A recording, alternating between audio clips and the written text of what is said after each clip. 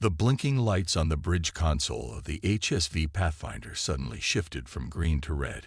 Captain Ju Park frowned as she leaned forward in her command chair, her dark eyes narrowing with concern. "Report," she ordered, her voice calm despite the unexpected alert. Lieutenant Hyun-Soo Choi's fingers flew across his navigation panel. "Captain, our engines have stopped responding. Something is pulling us." The view screen at the front of the bridge showed the star-scattered blackness of deep space beyond the Kuiper Belt. This region was supposed to be empty, the very reason Earth had chosen it for the Pathfinder's maiden voyage, using the new quantum fold drive. "External force detected," announced Science Officer Yuna Ba, her usual cheerful tone replaced with professional tension. "It appears to be some kind of directed gravitational field. A tractor beam, essentially." Captain Park stood, straightening her navy blue uniform. "Source: unknown, Captain. There's nothing on our—" Yuna stopped mid-sentence. "Wait, something is decloaking to our starboard side." The bridge crew collectively held their breath as an enormous vessel materialized beside them.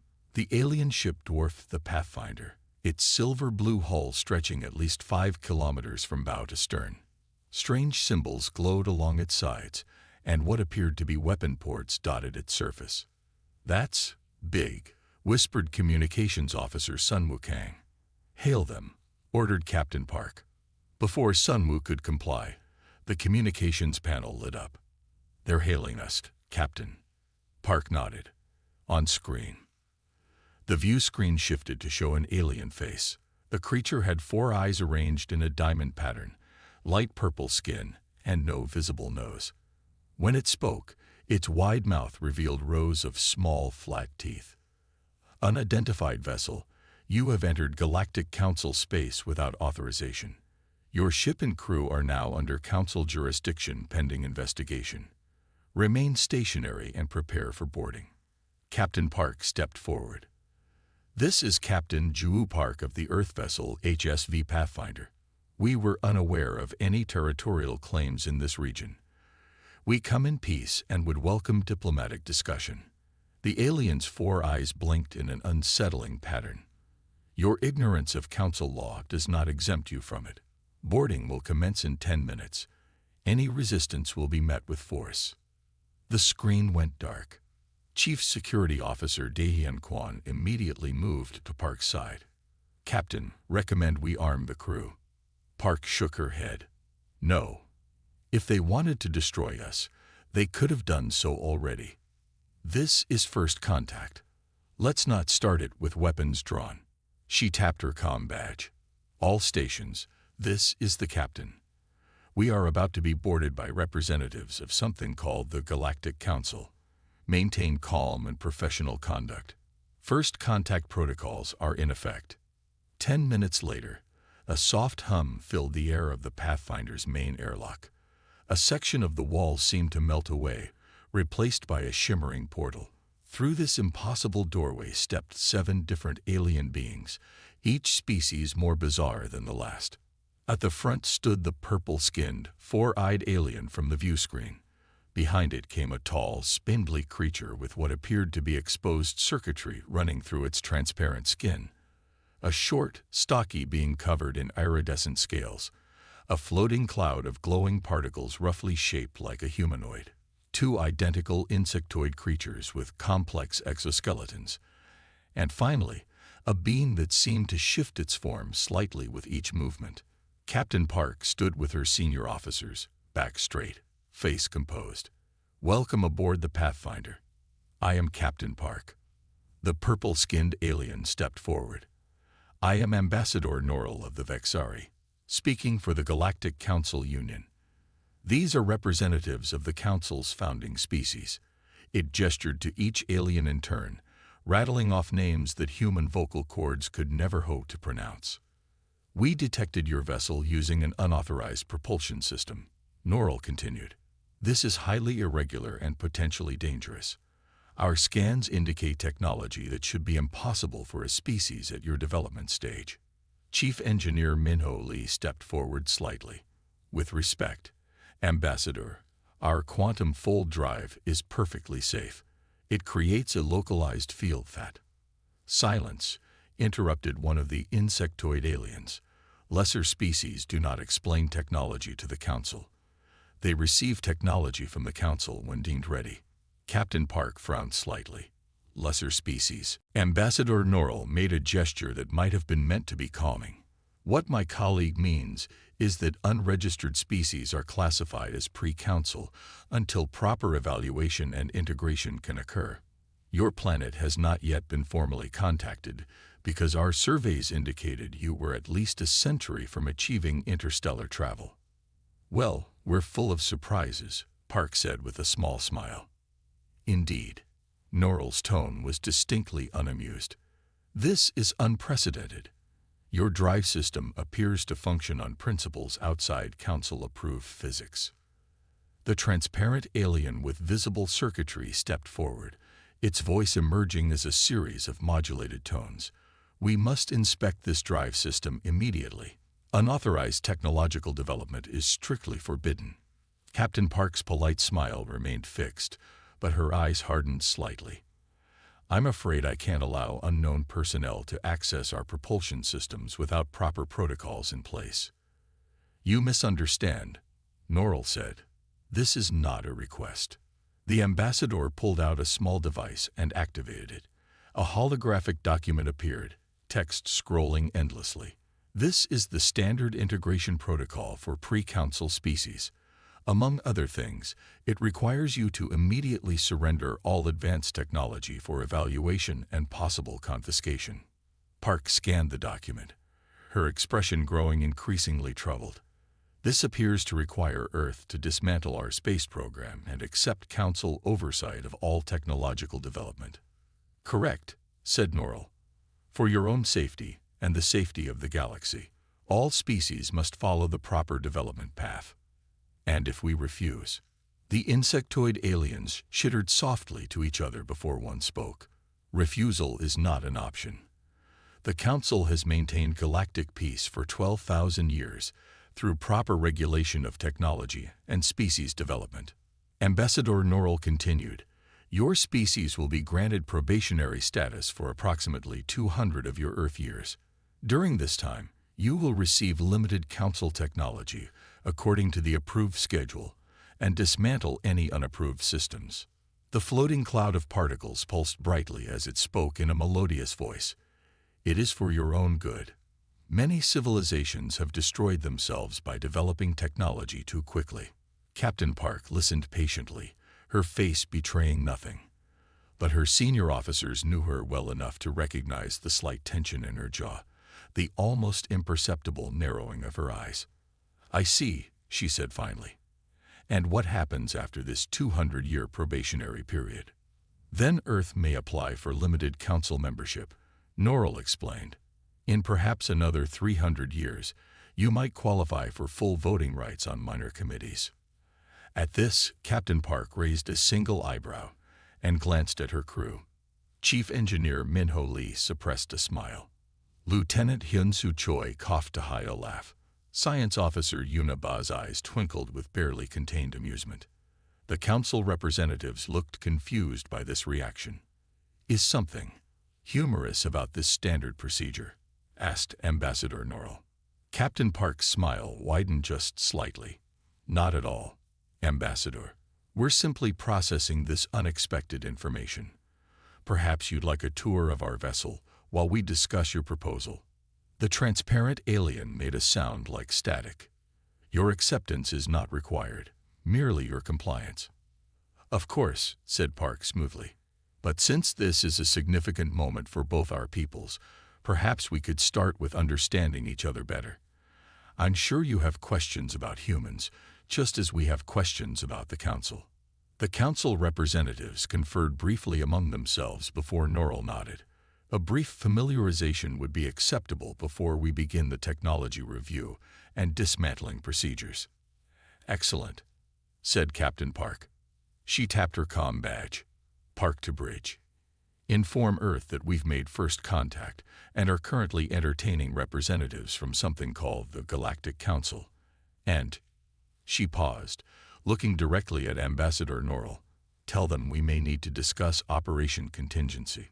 The alien representatives didn't understand the significance of her words, but the human crew certainly did. Operation Contingency was the coded response for encountering a potentially hostile advanced civilization. As Captain Park led the aliens away from the airlock, she caught the eye of her security chief Daehyun Kwan and gave an almost imperceptible nod. The message was clear: be polite, be respectful, but prepare for anything. The Galactic Council was about to learn that humans didn't take well to being called lesser species, or to being told what they could and couldn't do. Captain Ju Park led the 7 alien representatives through the corridors of the HSV Pathfinder with practiced ease. She noticed how the council members flinched at the sound of human laughter echoing from the mess hall, how they stared with 4 eyes or compound vision, or whatever sensory organs they possessed at the casual way crew members nodded to their captain instead of bowing or saluting. "Our ship runs on a principle of respectful efficiency," Park explained as they walked. "Everyone knows their job, and does it well." Ambassador Norrell's 4 eyes blinked in that unsettling pattern again. "Your hierarchy seems loose. Most species require strict control structures to function properly in space. Humans work better when we have some freedom to think for ourselves," said Park with a small smile. They reached engineering, where the real test would begin. Park had messaged ahead, and she knew her team was ready. Chief Engineer Min-Ho Lee and his assistant Do-Hyun Kim stood waiting beside the gleaming silver cylinder that housed the quantum fold drive. "This is our propulsion system," Park said simply. The transparent alien with circuitry visible through its skin moved forward, waving some kind of scanning device over the drive housing. The readings made it step back quickly. "Impossible," it said, its voice crackling with what might have been alarm. "This configuration violates at least 3 universal constants of physics." Engineer Do-Hyun Kim looked up from his console. Which constants would those be? The cloud-like alien pulsed brightly. "The limitation of dimensional folding, the law of energy conservation across fold space, and the harmonic requirements for stable wormhole creation." Kim and Lee exchanged glances. "Ah," said Kim, "we don't use those." The insectoid aliens made chittering sounds that the translation devices rendered as laughter, but it didn't sound amused. "You don't use universal constants. They are not optional. They are the foundation of all civilized space travel." Min-Ho Lee shrugged. "Maybe in council space, we found different ways to approach the problems." Ambassador Norrell turned all 4 eyes to Captain Park. "This is worse than we feared. Your species has somehow stumbled upon dangerous methods that bypass proper scientific development. The risk of catastrophic failure is immense." "Funny thing about that," said Do-Hyun Kim, tapping at his console to bring up test flight data. "We've run over 500 simulations and 12 actual tests without a single anomaly. The drive is stable." The shape-shifting alien moved closer to examine the data. "This cannot be correct. Your drive should create ripples in space-time that would alert our sensors across this sector." "But it doesn't," said Kim. "That's the whole point of the quantum buffer array. It contains the effects locally." The transparent alien made that static noise again. "You contain fold space effects." It seemed to struggle for words. "Impossible," suggested Captain Park. "We hear that word a lot today." Ambassador Norrell was studying the drive with growing concern. "How did you achieve this technology without access to Council scientific databases? Where did you get the principles for this design?" Kim looked at the alien with genuine confusion. "We figured it out ourselves. We tried something different from conventional physics models when those hit dead ends." The council representatives all started talking at once, their voices overlapping in various tones of disbelief and alarm. Captain Park let it continue for a moment before raising her hand. "Perhaps the most practical demonstration would be to show you how it works," she suggested. "Absolutely not." The insectoid alien's translator nearly screeched.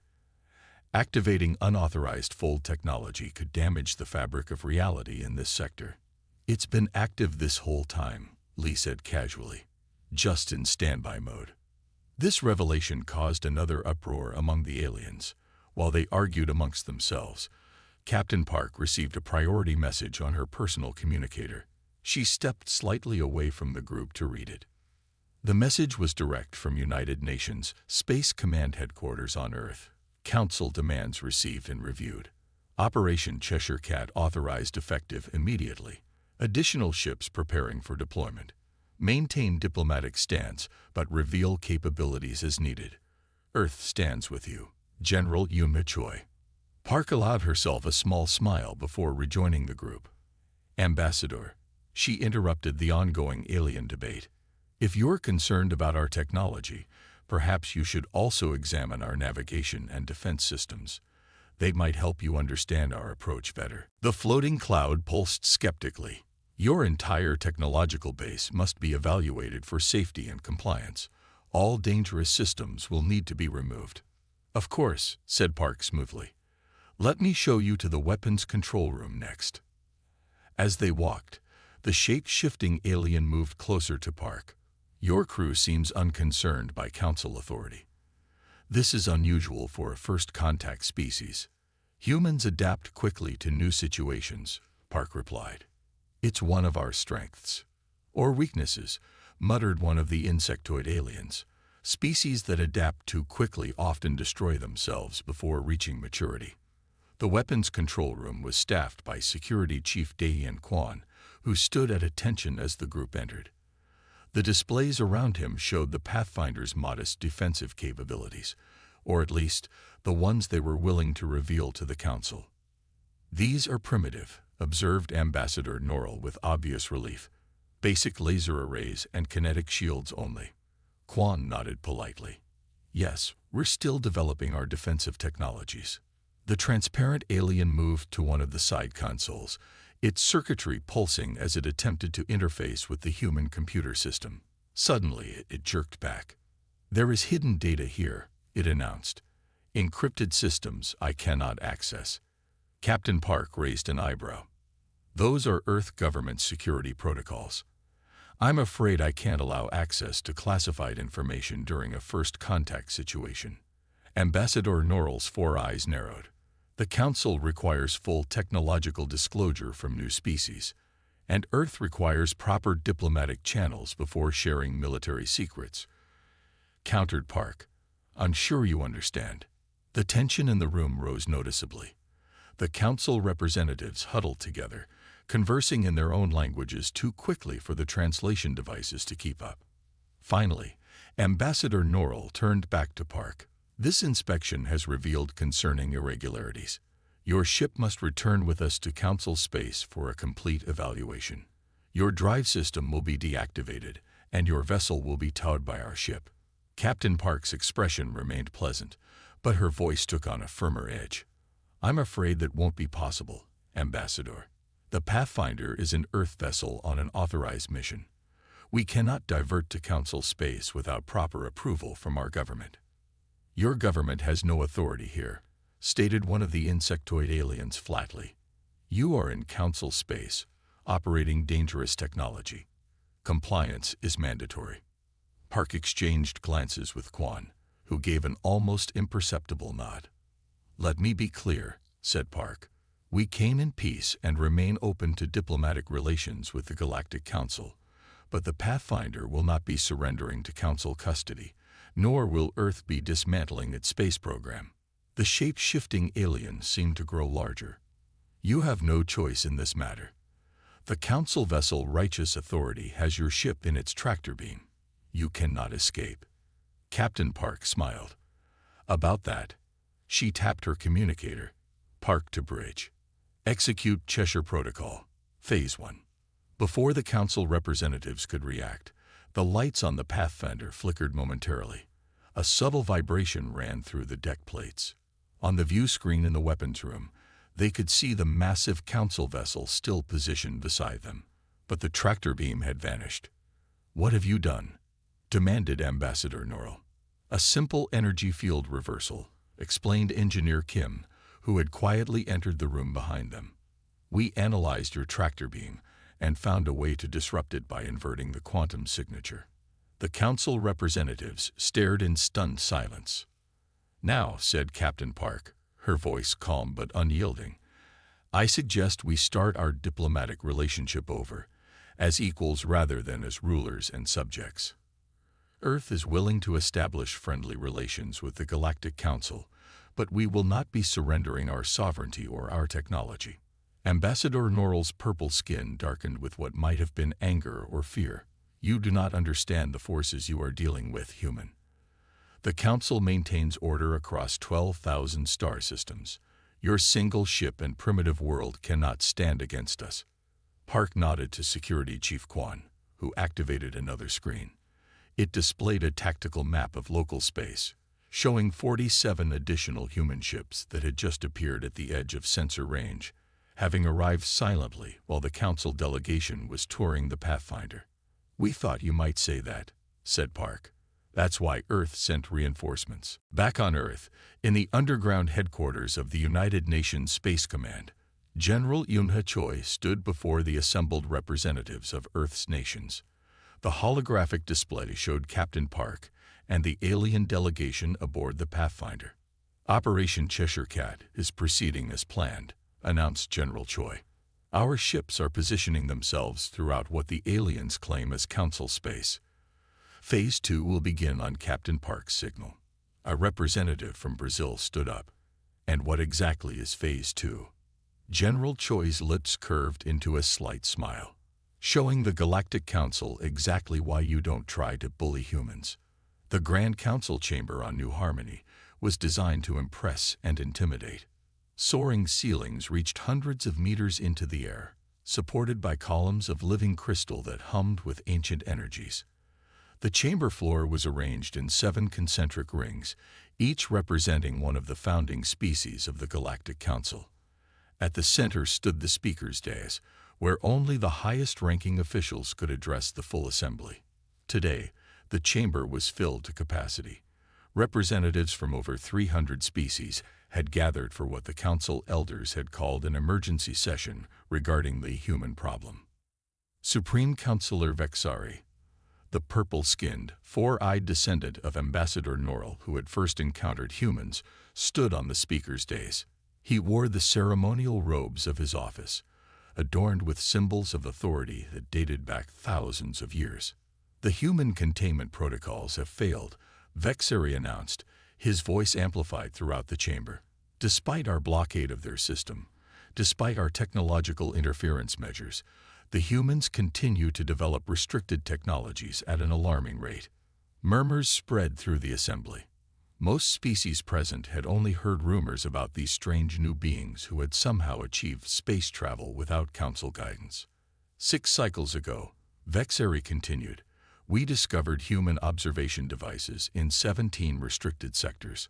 3 cycles ago, we detected quantum signatures suggesting their vessels had briefly appeared near Council research facilities before vanishing again. They are studying us, learning our weaknesses, while refusing all official communication. The insectoid Ziktari representative shittered loudly. Why not simply eliminate the problem? Their world is but one, their ships few. Their ships are difficult to track, admitted Vexari, and direct aggression would violate our own founding principles. Suddenly, a low hum filled the chamber. Councilors looked around in confusion as the sound grew louder. The crystal columns began to vibrate slightly, their harmonics disturbed. Without warning, 30 points of light appeared around the chamber, quickly resolving into holographic projections of human ships.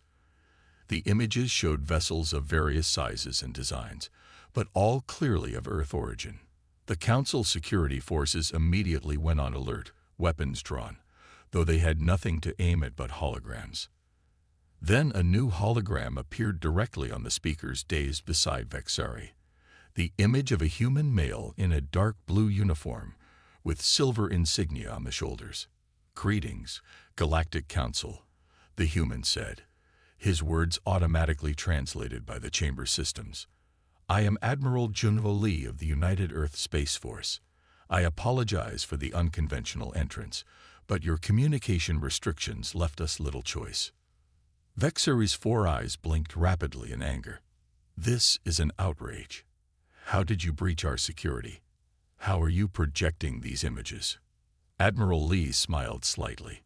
The same way our actual ships have just appeared in orbit around New Harmony and 29 other major council worlds. The chamber erupted in chaos.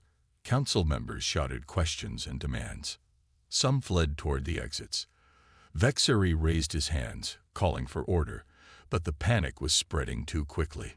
A loud tone sounded throughout the chamber, momentarily stunning everyone into silence. Admiral Lee nodded in appreciation. Thank you. Now, to answer your question, Supreme Counselor, we're using a technology we developed called quantum ghost projection. It allows our ships to partially exist in multiple states simultaneously, effectively becoming invisible to conventional detection systems. The Ziktari representative chittered in disbelief. Impossible. Quantum states cannot be maintained at macroscopic levels. So we were told, Lee responded. We found that limitation to be optional. On the main view screen of the council chamber, images appeared showing human ships in orbit around New Harmony.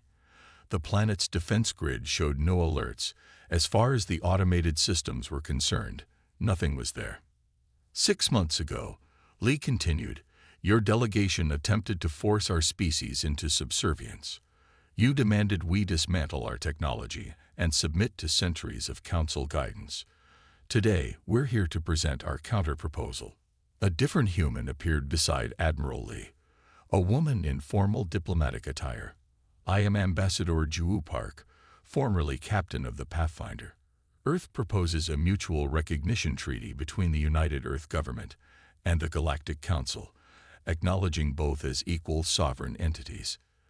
Vexeri had recovered enough to respond with outrage. Equal? Your civilization is barely 1,000 years old. The Council has maintained galactic peace for 12 millennia. Age does not automatically confer wisdom, replied Ambassador Park calmly. Nor does it guarantee the best approach to governance. Admiral Lee gestured, and the holographic display changed again. Now it showed detailed schematics of Council defense systems, power grids, and communication networks. During the past 6 months, we've studied your infrastructure extensively. We've identified numerous vulnerabilities and inefficiencies in systems that haven't been fundamentally updated in thousands of years. The Elzari representative, a being of swirling energy contained in a humanoid form, moved forward. Unlike most council members, it showed curiosity rather than fear. How could you possibly gather this much data in such a short time?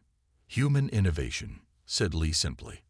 While you were trying to blockade our system with ships we could see coming light years away, we were developing ways to observe without being observed. Ambassador Park stepped forward again. The Council has stagnated. You've mistaken stability for progress. While you've been enforcing the same technological limitations for millennia, we've been asking questions you stopped asking long ago. The chamber had grown quieter now, with many council members listening intently despite their initial panic. This is the part where you threaten us, I assume, said Vexeri coldly. Not at all, replied Park. We're offering partnership. Earth has much to learn from the Council's experience, and the Council has much to gain from human innovation. Admiral Lee nodded. But we will not accept second-class status. We will not dismantle our technology. And we will not wait centuries for the privilege of being heard in this chamber. An older council member, one of the transparent beings with visible circuitry, moved to the edge of their species ring. Supreme Counselor, perhaps we should consider their proposal. These humans have clearly mastered technologies we declared impossible. There might be value in this exchange. Vexeri's four eyes narrowed. They are children playing with forces they don't understand. Their reckless approach threatens the stability of the entire galaxy. Does it? Asked Admiral Lee. He gestured again, and the holographic display changed once more. This time it showed hundreds of additional human ships, positioned throughout Council space, near important facilities, valuable resources, and key transit routes. These vessels have been in position for weeks. If we meant you harm, you would know it by now. The chamber fell completely silent. How began Vexari, but couldn't finish the question. Same technology, larger scale, said Lee. We can deploy our entire fleet anywhere in Council space without detection, but we haven't interfered with a single Council operation. We've simply been observing. Ambassador Park's voice was gentle but firm. The galaxy is large enough for different approaches to coexist. Earth doesn't wish to overthrow the Council. We simply refuse to be subjugated by it. The tension in the chamber was thick enough to cut with a knife. Supreme Counselor Vexari stood frozen, all four eyes fixed on the human holograms, his purple skin darkened with emotion. The Elzari representative glowed more brightly as it addressed the chamber. I propose we hear the full details of the human proposal. Their technological capabilities are impressive and concerning. Better to talk than to escalate this situation further. Murmurs of agreement spread through the chamber. Even some of the more militant species were nodding reluctantly. Admiral Lee smiled slightly. A wise suggestion. Ambassador Park is authorized to present our full proposal, which includes open technological exchange, mutual defense arrangements, and joint exploration initiatives. Vexari's voice was tight with suppressed anger. And if we refuse, then Earth will continue its independent development, said Lee. We'll establish relations with individual species who wish to work with us outside the Council framework, and we'll maintain our presence in Council space to ensure our security. He gestured one final time, and the holographic display showed the human fleet again. But this time, it revealed weapon systems that made even the militant Zikteri representatives step back in alarm. We prefer friendship to confrontation, said Ambassador Park, her voice still calm and diplomatic. But make no mistake, humanity will not be controlled. The Supreme Counselor looked around the chamber, seeing the changing expressions on faces, carapaces, and energy forms of the assembled representatives. The old certainties were crumbling before his eyes. For 12,000 years, the Council had dictated the terms of galactic civilization. Now, in a single day, a species they had dismissed as primitive was forcing them to reconsider everything. We will hear your proposal, Vexari said finally, each word clearly painful to utter. Admiral Lee nodded, and his hologram faded, leaving Ambassador Park standing alone on the speaker's dais, a position no non-Council species had ever occupied before. As she began to outline Earth's vision for a new relationship between humanity and the Galactic Council, Park couldn't help but think of her first encounter with Ambassador Norrell 6 months ago, and how quickly things had changed. The humans hadn't come to overthrow the Council. They had simply come to claim their place among the stars, on their own terms. The emergency session of the Galactic Council entered its 4th day with no resolution in sight. What had begun as a formal hearing of Earth's proposal had devolved into the most contentious debate the ancient chamber had witnessed in thousands of years. Supreme Counselor Vexari stood at the center of the chamber, his purple skin nearly black with frustration as he tried to maintain order. The 7 rings of the Council floor had essentially split into 3 opposing camps. The humans must be contained, thundered War General Draz, leader of the militaristic Vorn. The red-scaled alien slammed his armored fist against the speaking podium. Their technology spreads like a virus, infecting compliant species with dangerous ideas. We must strike their homeworld now, while we still maintain technological superiority in conventional weapons. Across the chamber, the ancient Kith delegation hovered in their anti-gravity chairs. The oldest among them, Elder Xura, was said to be over 2,000 years old, her translucent skin so thin it revealed the slow pulse of her 3 hearts. War General Draz speaks with wisdom, if not subtlety. Elder Xura's frail voice somehow carried throughout the chamber. For 10,000 years, our technological development protocols have maintained peace and order. Humans disrupt this careful balance. Their quantum technologies violate fundamental principles that have guided our civilization since its founding. From the 3rd camp, The glowing energy form of Chief Researcher Elzara of the Elzari pulsed with excitement. That's precisely why they're so fascinating. These humans have discovered principles we declared impossible millennia ago. Perhaps our own understanding has become too rigid, too fixed in outdated thinking. The debate raged back and forth, with dozens of lesser council species picking sides. The more militaristic aligned with the Vorn, the traditionalists with the Kith, and the progressives with the Elzari. Species that had peacefully coexisted for thousands of years now found themselves in bitter disagreement. Supreme Councillor Vexeri tried again to restore order. We must present a unified response to the human proposal. This division makes us appear weak and indecisive. Perhaps because we are, muttered a representative of the insectoid Thrix, loud enough to be heard. Meanwhile, on the outer rim of council space, a very different meeting was taking place. Ambassador Minji Kang sat at a circular table on the planet Serithar, home to the reptilian Sarians.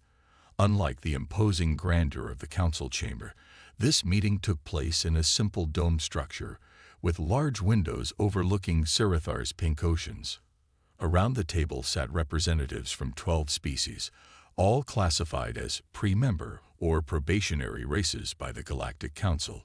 Some had been stuck in this status for centuries, never quite meeting the Council's ever-shifting requirements for full membership. Earth does not come as a conqueror or as a savior, Ambassador Kang said, her voice clear and confident. We come as a partner. The knowledge we share is freely given, with no expectations beyond friendship and mutual respect.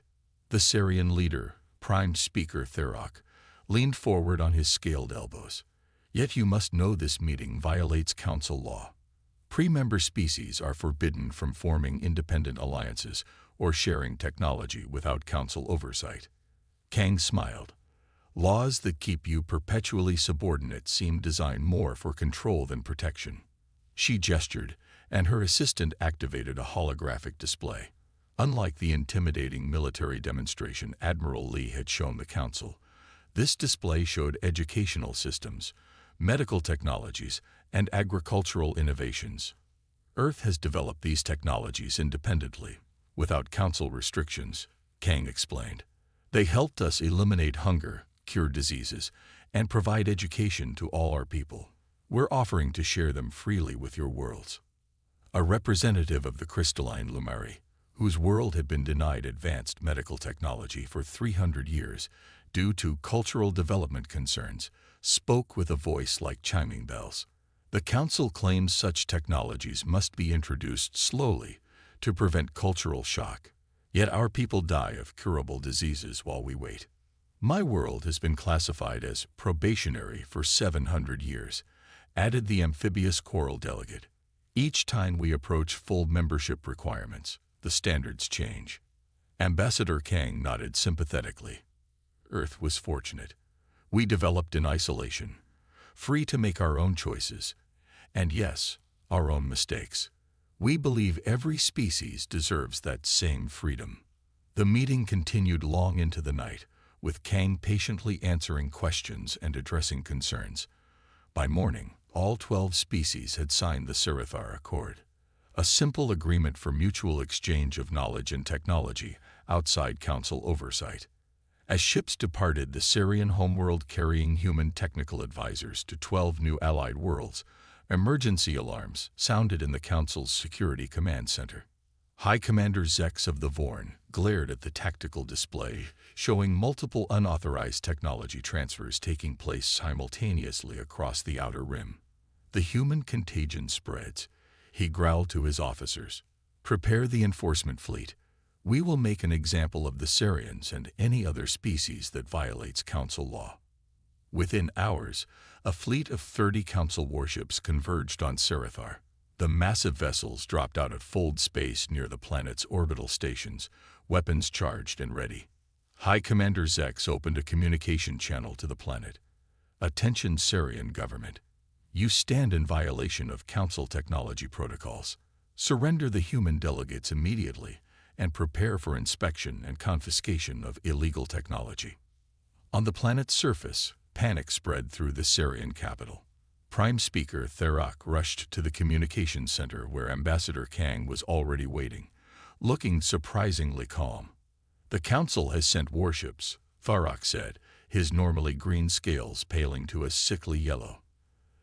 "They demand we surrender you and all human technology." Kang nodded. "As expected. Please, allow me to respond." She stepped forward to the communication panel and addressed the Council fleet. "High Commander Zex, this is Ambassador Minji Kang of Earth.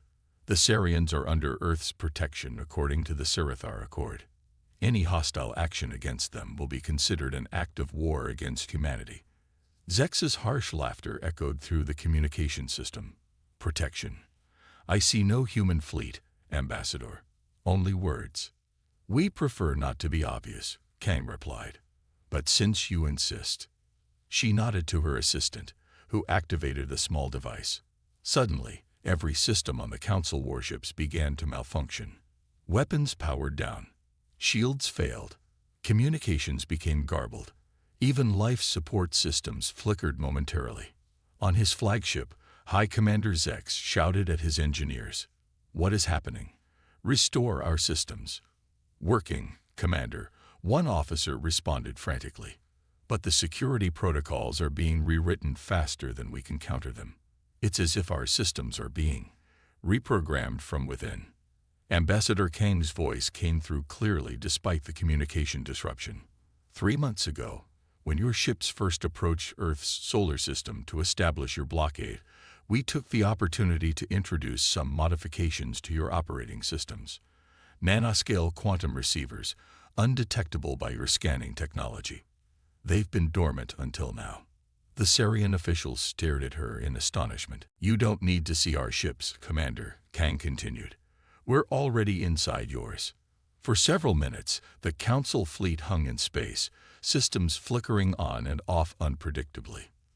Then, as suddenly as it had begun, the disruption ended. Systems returned to normal, except for the weapons, which remained offline. High Commander Zex's voice, when it finally came through, was tight with barely controlled rage. "This act of sabotage will not stand. The full might of the Council will." "Will what?" interrupted Kang. "The Council is currently deadlocked in debate. Half your member species are reconsidering their positions, and now you've discovered your military capability has been compromised. I suggest you return to Council space and advocate for a diplomatic solution. It's the only viable option you have left." After a tense silence, the Council ships began to withdraw, jumping back into fold space one by one. Prime Speaker Therak turned to Ambassador Kang with new respect and a hint of fear in his eyes. "You knew they would come. You were prepared all along." Kang smiled gently. "Earth spent 6 months studying Council technology, while they thought they were studying us. We inserted our modifications during that time. We didn't want to use them, but we won't allow peaceful worlds to be bullied for choosing to work with us." News of the failed enforcement action spread quickly throughout Council space. On dozens of worlds classified as pre-member or probationary, people began to openly question Council authority for the first time in thousands of years.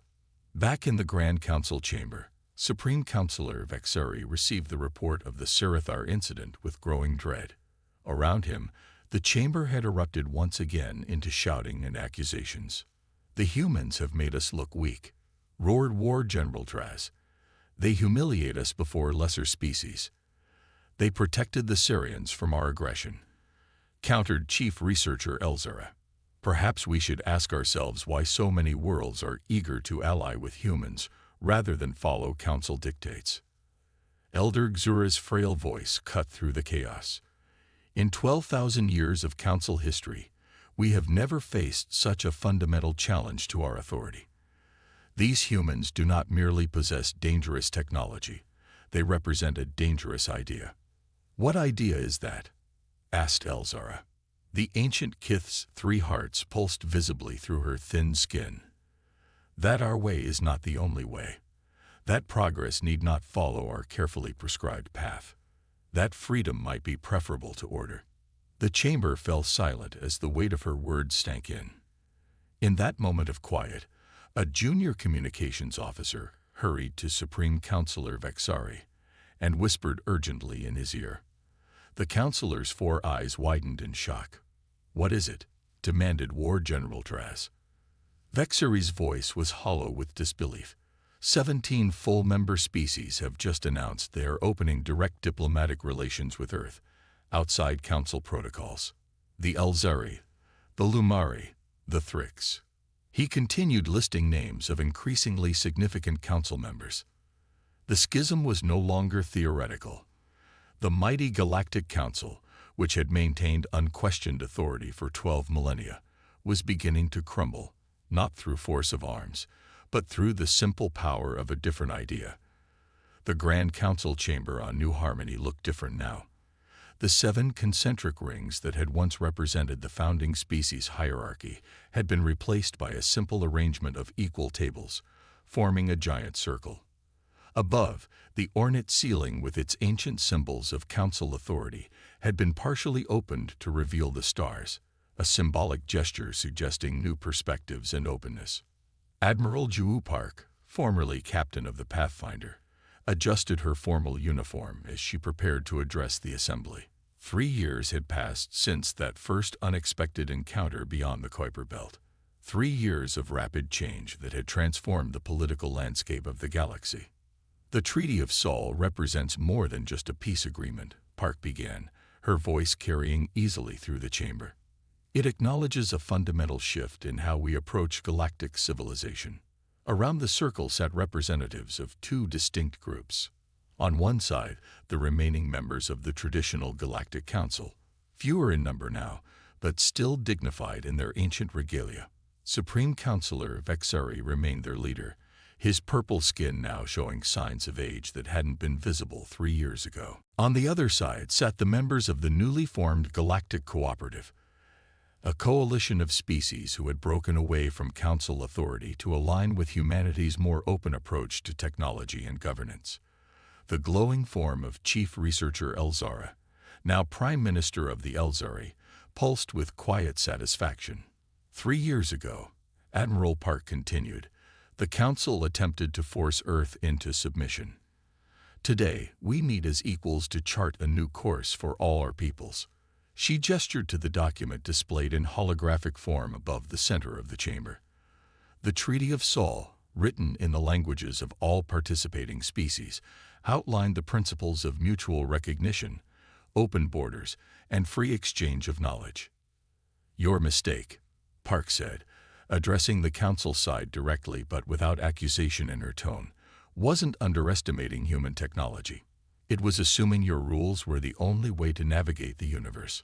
War General Draz, still representing the militaristic Vorn, grumbled audibly. "Your different way has disrupted thousands of years of stability." "Has it?" asked Minister Therak of the Sarians, his scales now a proud bright green. "My world has experienced 3 years of unprecedented progress. Diseases that plagued us for centuries have been eliminated. Our agricultural output has doubled. Our children now have access to education that was once restricted to Council elites." Similar testimonials came from representatives of other formerly restricted worlds. The crystalline Lumeri spoke of medical breakthroughs. The insectoid Thrix described new artistic and cultural flourishing. Even some species that had maintained Council membership admitted they had benefited from the more open exchange of ideas. Elder Xura of the ancient Kith listened to these accounts with her 3 hearts pulsing slowly. When the chamber grew quiet again, she raised a frail hand to speak. "For 10,000 years," she said, her voice barely above a whisper yet somehow filling the room, "I have served the Council. I have witnessed the rise and fall of civilizations. I have seen species annihilate themselves with unchecked technology, and others stagnate in rigid tradition." The ancient alien paused, looking around the chamber. "Humans forced us to confront an uncomfortable truth, that in our quest for stability, we sacrificed growth. In our fear of chaos, we enforced stagnation." Many Council members shifted uncomfortably at these words from their most respected elder. "I do not know if the human way is better," Xura continued. "Perhaps it is simply different. But difference is the engine of evolution. Without it, life itself would never have emerged from primordial seas on any of our worlds. Supreme Counselor Vexeri stood slowly. The Council has voted to accept the terms of the Treaty of Sol, he announced formally. We recognize the Galactic Cooperative as equals in galactic governance. We agree to open borders and free exchange of diplomatic and cultural missions. He paused, four eyes blinking in a pattern that suggested deep emotion. However, we maintain our right to regulate technology within Council space according to our traditional protocols. Admiral Park nodded respectfully. As is your right. The treaty preserves the independence of both the Council and the Cooperative. Citizens may choose which system they prefer to live under. And that choice is the true revolution, added Ambassador Minji Kang, who had been instrumental in building the Cooperative. For millennia, species had no choice but to follow Council dictates. Now, each civilization can determine its own path. The signing ceremony proceeded with dignity. One by one, representatives applied their marks to the treaty, some with appendages, others with energy signatures, a few with chemical markers unique to their biology. When Supreme Counselor Vexeri finally added his own signature, a palpable sense of relief filled the chamber. A new era had officially begun. Later that evening, Admiral Park and Ambassador Kang stood on a balcony overlooking New Harmony's capital city. Once the exclusive domain of Council elites, the city now bustled with beings from hundreds of species, many of which would never have been permitted to visit just 3 years earlier. Did you ever imagine this outcome when the Pathfinder first encountered that Council vessel? Kang asked. Park smiled, watching the diverse crowds below. Never. I was just trying to keep my ship from being impounded. And now you've helped reshape the galaxy. Park shook her head. Not me. Humanity. And not alone. Every species that questioned the old order, everyone who dared to ask, what if? On the streets below, a group of young Sarians played alongside Thrick's children, and even a few offspring of Council species. They were using a new educational technology developed through human-Elzeri collaboration, interactive holograms that adapted to each species' learning style. The real change isn't political, observed Kang. It's in moments like that. She nodded toward the children. Across the galaxy, on Earth, a similar scene was unfolding in a classroom in Seoul. Teacher Song stood before a diverse group of human students, alongside 3 young aliens whose parents had come to Earth as part of the cultural exchange program. Today, Teacher Song announced, "We have a very special guest lecturer for our galactic history class." The classroom door opened to admit Elder Xur of the Kith, her ancient form supported by a mobility chair designed by human and Lumeri engineers. The children watched in fascination as the being who had lived for 2,000 years settled at the front of the room.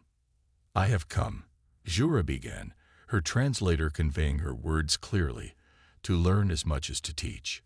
For while I have witnessed millennia of history, you children represent something I have never seen before, a truly open future. A young boy raised his hand. Is it true that the Council thought humans would destroy the galaxy with our technology? Xura's 3 hearts pulsed with what might have been laughter. They feared you would disrupt the galaxy. And they were right, but not in the way they expected. She gestured to the classroom window, where an Elzeri ship could be seen landing at the nearby spaceport, its energy form shimmering with colors no Council vessel would have displayed. For thousands of years, the Council believed there was only one safe path to the future. Careful, controlled, unchanging. Humans showed us that the universe allows for many paths, many possibilities.